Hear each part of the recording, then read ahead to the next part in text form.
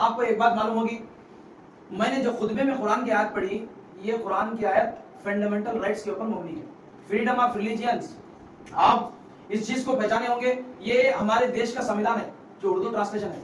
हर एक हाफिज कुरान, हर इमाम साहब को पढ़ना है। अब यहाँ पर जो लिखा गया, ये जो है मजहब की आजादी, फंडामेंटल राइट्स जिसे कहा जाता, फ्रीडम ऑफ रिलीजियंस, इसमें इतनी बड़ी बात लिखी गई। अब 14 तारीख को बाबा साहब की जयंती गए तो उन्होंने संविधान को लिखा। अब देखिए, आज कई लोग कहते हैं कि मुसलमान संविधान को नहीं मानते। कौन लोग हैं वो जो कहते हैं संविधान को नहीं मानते, देश के कानून को नहीं मानते? हम मानते हैं, मोहब्बत करते हैं और कानून को सीने से लगाते हैं देश के, इसलिए कि इस कानून को लिखने वाला अम्बेडकर बाबा साहब इंसाफ के साथ किसी का दिल नहीं दुखाए, सबका हक लिखे। इसमें इन्होंने लिखा आर्टिकल 25 और 26 में फ्रीडम ऑफ रिलीजियंस के नाम से लिखा।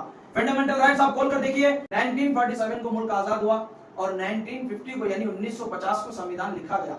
3 साल में कानून लिखा गया हिंदुस्तान का, और 26 जनवरी 1950 को कानून नाफिज किया गया। और इसके आर्टिकल 25 और 26 में लिखा गया कि हर मजहब के मानने वाले को आजादी के साथ साथ मजहब पर अमल की इजाजत दी गई है।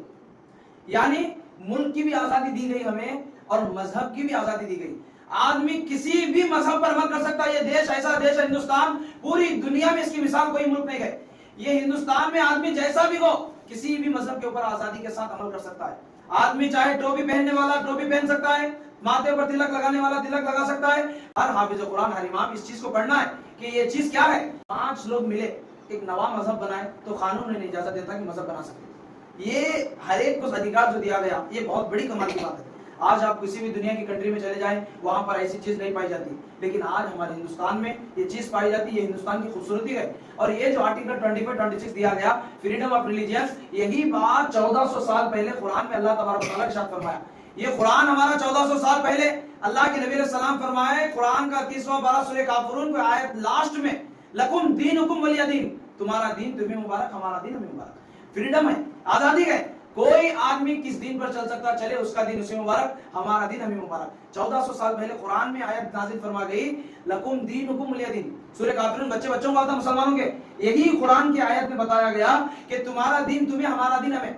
और यही हमें संविधान में भी बताया गया कि जो आदमी जिस दीन पर अमल करना चाहता वो उस मजहब पर अमल करने की इजाजत दी गई। तो कहने की बात यह है कि आज हिंदुस्तान में सारी चीजें होने के बावजूद भी कानून है, अदालतें हैं, लेकिन आज भी मुसलमानों पर जुल्म किया जा रहा, मुसलमानों को हक नहीं दिया जा रहा।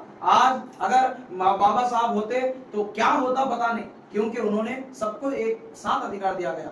आप हिंदू है, हिंदुस्तान आपका भी है। आप मुसलमान है, हिंदुस्तान आपका भी है। आप जरा गौर कीजिए, हिंदुस्तान की आजादी में इतना बड़ा किरदार था मुसलमानों का। गेट ऑफ इंडिया पर आप जाकर देखें, पूरे मुसलमानों के शहीदों के नाम लिखे गए हैं। 80% मुसलमान शहीद हुए उस वक्त। और दूसरी बात, टीपू सुल्तान शेर मैसूर, शहनशाह हिंदुस्तान, फ्रीडम फाइटर थे आप। उन्होंने जब उनको अंग्रेज मारे, 200 साल हुकूमत के लिए हिंदुस्तान में अंग्रेज, उनको जब अंग्रेज मारे, मारने के बाद जख्मी होकर उनकी लाश जिस्म जमीन पर पड़ी थी। अंग्रेज की हिम्मत नहीं थी कि उनको जाकर देख सके, डर था कि उठ के मार ना डाले हमें। ये डर था शेर मैसूर का। लेकिन आज के मुसलमानों को क्या हो गया?